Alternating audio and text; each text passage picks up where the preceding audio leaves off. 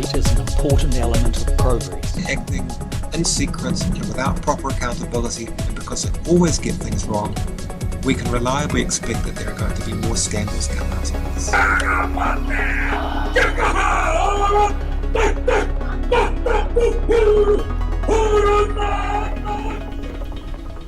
Welcome to Evening Report. With the pending resignation of Russel Norman, the Green Party co-leadership is being hotly contested. One of the two top frontrunners is Kevin Hague, and he is with us for an extended interview to talk about the co-leadership campaign, economics, solution-based politics, and how to make a difference even if your preferred political partner is not occupying the Treasury benches. And we go to Kevin Hague now. Kevin, the co-leadership campaign. Some pundits have been reading this, that should you become the new co-leader, then the Green Party will be anchored into the left, that its only influence of government policy will be attached only if Labour's fortunes actually change. And what's your response to that particular line? Yeah, look, I'm proud of my left history. I've been an activist for social change for a long time. But look, within our caucus, I'm probably the MP who has worked with National the most on individual projects like the New Zealand Cycle Trail Network or the trial of resetting traps, on issues like ACC reform, health and safety reform, showing that actually I'm able to work across those political boundaries between left and right to actually achieve things and get things done. But I think forming a government is a different matter, and I think anyone who looks at our policies and the policies of National and Labour will pretty quickly conclude that there's no real basis to believe that it would be possible for the Greens and National to form a government. I think that Greens and Labour clearly do have enough common ground to form a government, and that's what I'll be aiming for. So if we look at first those relationships that you've been able to establish with the National Party and its members, its ministers in particular, how have you achieved that, and can you give some examples of how you actually get some gains for the Green Party and its supporters and its ideology when you're so opposed perhaps to the thrust and the push that the National Party is embarking on at any given time? Well, I think the foundation for achieving things with National is actually to always deal with issues rather than the person, because the person you're having a vigorous disagreement with one day might be the minister that you need to persuade to actually do something differently the next day. And I've been pleased actually by the way that commentators have responded to my candidacy by pointing out that I am well respected right across the House. I guess the Marriage Equality Bill might be quite a good example, because that's a bill where Louisa Wall and I worked very closely together on the issue, and one of the things that I did was take charge of some of the work with politicians from other political parties, actually figuring out what drove them, what was important to them and their values, and how those could be connected to the goal that we had of getting the bill through. Similarly, I guess ACC reform might be another good example where I think I used the opportunity of that mass leakage of confidential information to Bronwyn Puller to highlight a whole lot of issues with the way ACC worked that had been issues for quite some time, but using that opportunity and then working with the minister, Judith Collins, who came into that portfolio after Nick Smith was sacked, to drive a reform agenda for ACC. And while it's a slow process, it's like turning around the super tanker, I believe that actually we have achieved some good progress. And that was understanding where she came from, understanding what the limits might be of what could be achieved, but then presenting arguments for reform that she was going to be responsive to. And how do you establish those principles of common ground, perhaps, when, like for example, you alluded to your work that saw the resignation of Nick Smith in the ACC portfolio. It may be seen, from outside that would destroy any trust between a particular government or an incumbent and one of an opposition who is actually there to actually break down perhaps and expose the follies or the frailties of a minister and his engagements. Did you detect the problems around that, and if so, how did you address them? So what I try to do always is, I wasn't saying Nick Smith is a bad guy. What I was saying is Nick Smith is doing his job in the wrong way or in error. And I think that's something that's appreciated by those on the other side of politics as well. So they understand that that's a difference between playing the person or playing the ball. And so I have pretty rigorously stuck to that approach. And what that has meant is building some trust that I'm not going to be personally attacking anyone, but I will be holding people to account on the way they've done their job. And if you're looking at the gains for the Green Party on such policies, for example, are you looking for a less ideological engagement with a government like a national-led government? Or are you looking for example, a pragmatic solution that's going to deliver as opposed to the actual frameworks of how you get there? Is that the approach that you make to try and find common ground and self-interest from both sides? Yeah, that's quite a good way of putting it, actually. What I say is, right now we're in opposition. Now, some people would say, okay, so we should give up on achieving anything until we're actually in government. And I would characterise that as being the Labour approach, actually. But for us, we're wanting to make gains whoever is in government. Obviously, we believe we can make much more in the way of good green change from a position of being in government. But the fact that we're in opposition doesn't mean that we give up. In fact, we just need to work harder to try and find the opportunities to build that common ground. And I think that's we've shown we're able to do that. I would argue, actually, that in that 2008 to 2011 parliamentary period, the Green Party probably achieved more of our policy program than the Māori Party did, even though the Māori Party was one of the government's partners and had to vote for its ghastly tax changes. So I think that pragmatic approach to being in opposition, not compromising any principles or any values, but looking for the opportunities where some common ground might exist, and then having the platform of respectful relationships to be able to build on that common ground, I think is a really important part of the success that we've had.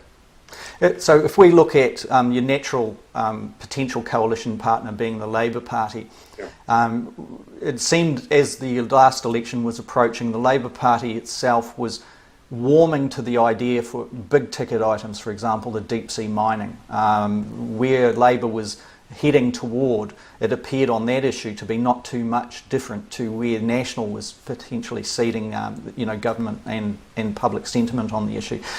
Would that be an issue, do you believe, that could destroy coalition arrangements between the Green Party and Labour? And if not, how do you get around such a big thing? Well, so any deal to enter government that is negotiated for the Green Party has to be ratified by our members. So the members of the Green Party at a special general meeting have to ratify any deal that's negotiated. And so while we might not go into a coalition negotiation with bottom lines, because that's probably an unhelpful way to negotiate with a partner, actually our members will have their own internal bottom lines. And so any deal that does not actually represent really substantial progress on environmental, social and economic areas of policy just isn't going to get over the line.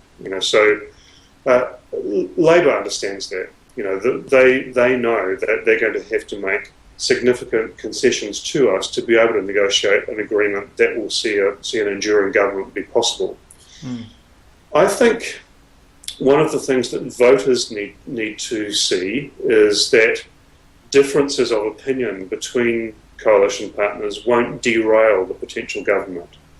And I think with the announcement of NZ Power that we did in that last parliamentary term, which was a joint announcement between the Greens and Labour, actually that saw our highest poll ratings, and it also saw Labour's highest poll ratings too.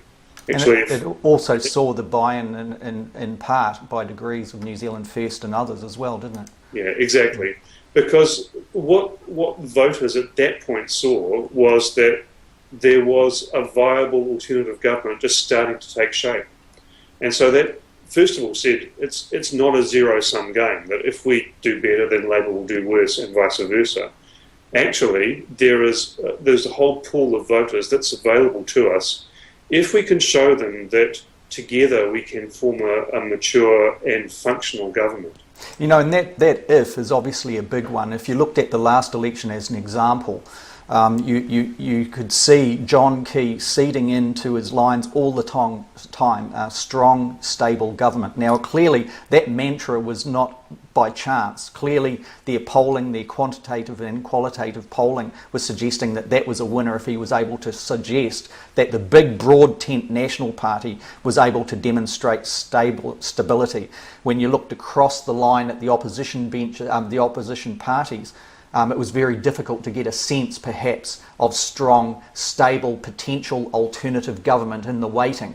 If you are entering into 2017, do you see the political environment have been significantly different to what Maturia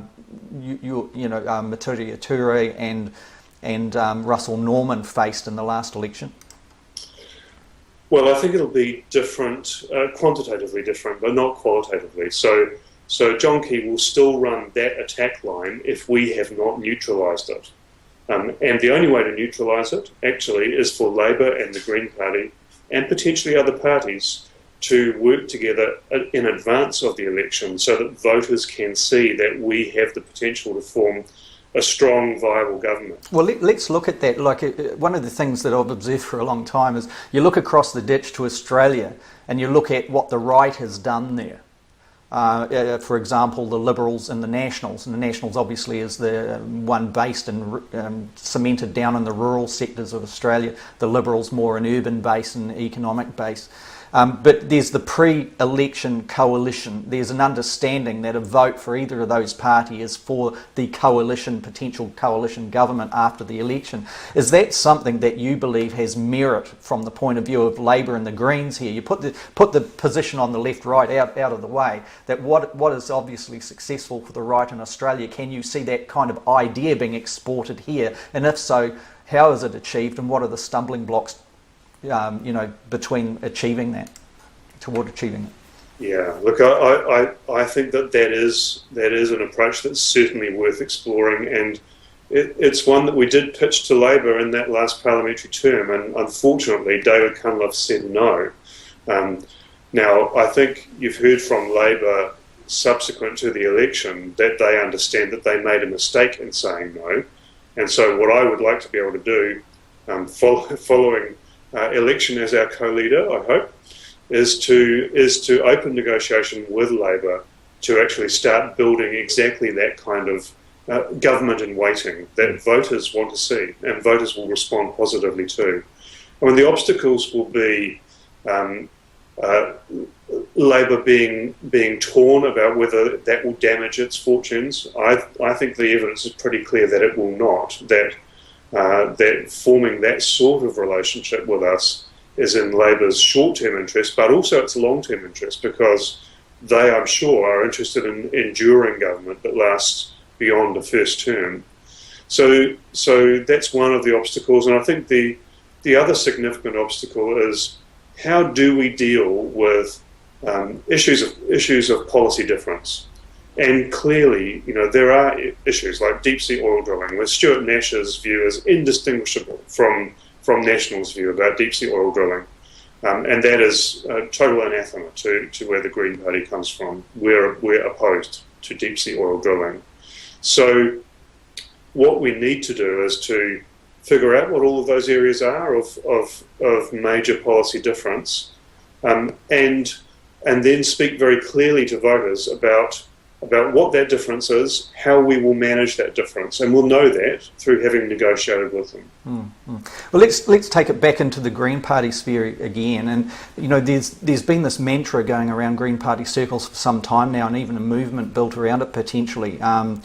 and their mantra being, we're not left, we're not right, we're green. And what do you make of that? Yeah, I understand why it's tempting. And look, a traditional left-right spectrum is a pretty inadequate way of describing who the Green Party is. We stand for a whole lot of things that simply don't fit very well onto that spectrum. But what I'd say is that if you look at our social and our economic policies, actually they are pretty well described by a left-right spectrum, and they're all on the left. So I think pretty clearly Labour knows, and National knows, and the voters can see that that the Green Party is not able to actually form a government with National. That's not a realistic proposition. And so I think when we pretend that might be possible, we're actually putting a bit of a barrier between voters and ourselves, because they can't see that as a credible position. So I think it's much better to put our emphasis on building that positive and strong relationship with Labour so that voters can see that alternative government. And I think that our credibility with voters will only increase from doing that. Okay, if you're successful in the co-leadership campaign here, what role do you see for James Shaw, your main contender? Well, look, I've been really impressed by James on the campaign trail. He's new to Parliament, so I hadn't seen him in action very much prior to this parliamentary term. But I think that he certainly has got a very direct appeal, particularly for inner city voters. And you could see that, while Wellington Central has always been a strong performer for us, I think he did very well in that electorate. So I'd like to see him perhaps leading our work on appealing to urban inner city voters, like across the main centres. He might also have a particular role in our liaison with the business community. I can see that the business community has warmed to him, and he would be a great face for them. And I think also his background, which is in organisational development very largely, will be particularly useful in taking our party through to the next stage. One of the things I've been saying is we need to grow and diversify both our party and our vote. And I think James does have a role to play on both of those fronts, developing the party, but also appealing to particular groups of the Green Party voters. Now, I would say that for us to grow and diversify the vote, actually the communities that we especially need to reach out to are not those inner city voters, but they're Māori voters, they're Pacifica voters, they're rural and provincial voters, and I believe that I probably do have that broader appeal to those communities, and a track record of liaison and work with those communities. And I think relationships with them are going to be key to building the trust that votes will come from.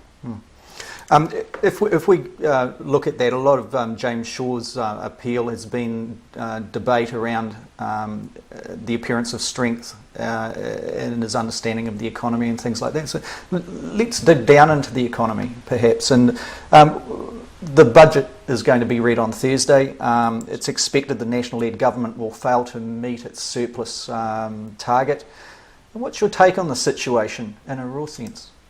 Yeah, in actual fact, I'm not certain about the surplus. It wouldn't surprise me if, after all of the talking down that target that we've had over the last 2 or 3 months, if they didn't just squeak in, because that actually has been their approach to the budget for the past 6 years. Actually, is to lead in with a more depressing picture and then deliver something a bit more positive on the day. So I'm expecting that they might do that. I personally have been very frustrated by the cuts to social services that we've seen over the past year or so in the name of trying to achieve that surplus. So, for example, I've been commenting about the fact that despite all of the rhetoric from last year's budget about sick and injured kids getting free doctor's visits, that actually 10% of injured kids are not going to get those because the government chose the meanest of the options available to it. I think probably because of desperation to try and achieve that surplus target. So you're talking priorities to be applied? Yeah, I am talking priorities, and actually, from a macroeconomic point of view, this is actually what governments should be doing. They should be smoothing out long-term cycles in the overall economy, and this is basic sort of Keynesian economics. That actually, when times are tough, you do run deficits, and you actually stimulate parts of the economy. You provide the social services that people need to support them during that time, and then you squirrel away surpluses in the good years so that you can fund those deficits in the harder years. So actually, that's not what we've seen from this government at all. So what's your solutions to the situation that we're in at the moment? For example, it's obviously compacted and complex in many areas, but you saw after and post the global financial crisis that National borrowed real big borrowing plan. The argument was so that it didn't pain New Zealanders too much, that it didn't cause great disharm perhaps to our social fabric, and or the obvious potential there was an absolute devastation of our communities. But the realities are is a mountain of debt. We've seen strains also starting to show, obviously, in the current account deficit areas, etc., etc. Lack of investment in the regions. We know on the West Coast, which is close to your heart and your home, that there are big problems that have been in evidence, particularly in the last 2 weeks too, rolling out. Then we've got all of these other areas relating to our primary commodity areas, meaning in the agriculture, or our white gold, our milk exports, for many farmers it being too expensive or more expensive to actually export from their farm gate than what they're getting in return. There's all the instability in the Auckland housing market. These are complex issues. I know you can't sum it up in a very easy sentence, but what would be your approach? Should you, while you are in the position that you are in, as a Green Party opposition, what contribution can you make to steering New Zealand back on its right trajectory, perhaps? Yeah, I think the very short comment about government's performance along those tracks is it has approached its economic tasks from an extremely short-term and entirely political point of view, rather than creating the platform for a successful New Zealand in the future. So what I would say we need to do is, and actually the West Coast is probably a pretty good example and microcosm of the overall New Zealand structural economic problem, which is that the West Coast and New Zealand as a whole is entirely dependent on export of raw commodities. And if you were to take a blank sheet of paper and say, okay, let's plan an economy for New Zealand. Here we are, possibly the most isolated country in the world geographically. You would not choose the export of raw commodities as being the economic future for our country. And what we desperately need to do is diversify that economy. And value added on those raw commodities? And value add. So I have been active, and some people will know this, I've been very active in the West Coast context, talking about what does a transition away from raw commodity exports actually look like for the West Coast. And I've looked at other industries that we already have on the coast and said, okay, how can we add components to these? Components of knowledge, components of quality, and this is what we need to do not only on the West Coast but nationally as well. Because here's the thing, that coal miners say, look, we get that we can't keep on mining coal forever, but actually this pays pretty well and it's how we feed our families. So we're not going to be able to do that by serving coffee to tourists on a seasonal basis. We need to know where those other jobs are going to come from. And so I've laid out a bit of a plan of how the West Coast can in fact diversify its economy and add value and knowledge components to existing industries that would then deliver higher wages in those industries. So would you be looking at the diversification on a national scale? Would you be looking at the diversification, for example, being a mass employer, say a single entity, like, obviously traditionally the West Coast has had coal mine exports and being a big employer, and we're seeing the problems and evidence relating to sustaining that and the closures, etc. now. Is it possible to have diversification that is going to be a single one-point provider of employment opportunity, or are you looking at many, like a micro approach where you have to skill up people in their own kind of areas of business, their own kind of areas of expertise? Is that the latter? Well, actually, I favour doing both things, because actually the fundamental problem with the way that this government and its predecessors actually have gone about trying to provide a forward path for the New Zealand economy is that they've looked for silver bullet solutions, just doing one thing. And what that has resulted in is an economy that's extremely fragile. So if you have an industry like dairy or like coal mining that takes a hit, actually that has a really major impact. Or if you have a single big employer that takes a hit, that makes a really major difference for a whole community. So I think that there are potentially some big industries. I've suggested, for example, that a carbon fibre industry may be a possibility on the West Coast, which of course takes a raw commodity and then adds value through manufacturing. I think that has a lot of promise to explore. So forgive my ignorance. Is the carbon fibre type of thing is one of the raw components of that you could get from coal, is it? Absolutely. So you're not burning the coal; you're actually using it Exactly right. Okay. So the world desperately needs alternatives to plastics. Carbon fibre products are a pretty good alternative that embodies quite a lot of carbon. Coal tar is about twice as efficient as a source for the raw material as petroleum products, which is where most carbon fibre is currently sourced from.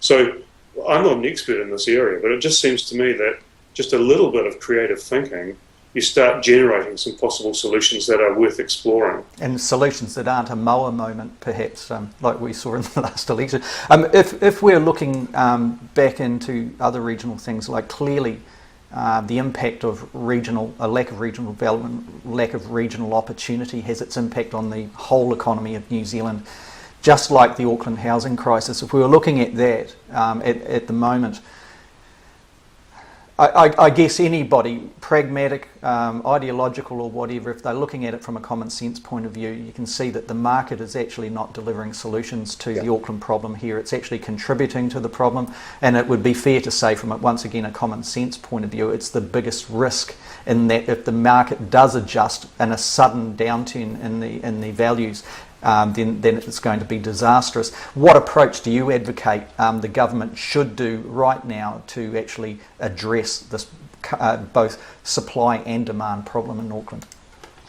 Yeah, it's a really good question, because government's just been talking about changing the RMA, which has a marginal effect on the supply side, and Labor, all they've had to offer is some sort of progressive LVR, which again is, both of those are silver bullet solutions that might play some role.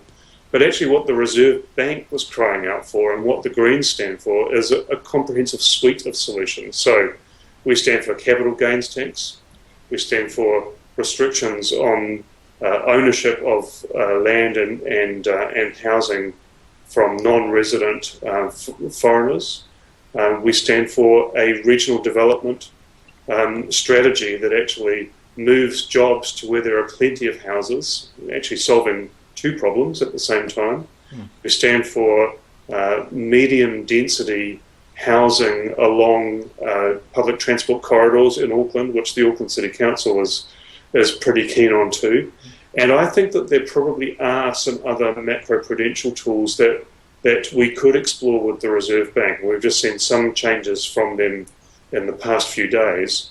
But what about some changes that actually linked lending not to the market value of a house or a property, but perhaps to the rateable value? Just something that will de-link the availability of credit from the speculative value of the asset, which is the basic engine of asset bubbles. And I think if we could slow down that linkage, that there might be some possibility of deflating the bubble rather than having it burst, because you're right, if it bursts, and it's on track to do so, and government at the moment is just taking an entirely hands-off approach as it does to every single market, then that will come at massive cost to many, many New Zealanders. Not only those who are directly impacted by that housing bubble bursting, but those who are impacted by the downstream economic consequences of it too. So it's that comprehensive suite of measures that we need to take. And, you know, we've had neoliberal governments actually since 1984. And that hands-off approach that they have taken to markets has caused the vast growth in structural inequality in New Zealand. It's also been the source of the major environmental degradation that we face and the complete failure of all governments to have taken effective action on the big issue like climate change. Actually, these are all issues that the market, left to its own devices, simply is not going to solve. And, you know, even Adam Smith would say, okay, these are the conditions that justify government intervention because the market has failed. So the free market works for maybe buying bread in a farmer's market. It doesn't work for pretty well anything else. And the sensitivities, in closing, the sensitivities around perhaps putting regulation around foreign-based investment and speculation in the Auckland market, shutting that gate. How do you address that? Yeah, look, I want to be really clear that this is not some sort of dog whistle racism from us. This is about ensuring that this country's assets are managed in the interests of this country's citizens and residents. So I don't care about the ethnicity of resident owners. In fact, I welcome and would want to encourage a more diverse New Zealand. But I think when you have non-resident foreign nationals speculating in New Zealand assets to the cost of New Zealanders and New Zealand's economic interest, well, that's got to be a platform from which the government must intervene, because that means that we are just being the pawn and the plaything of economic interests over which we have no control at all, which can't be in our interests at all. Kevin Hague, thank you very much. Thank you, Selwyn. Appreciate it.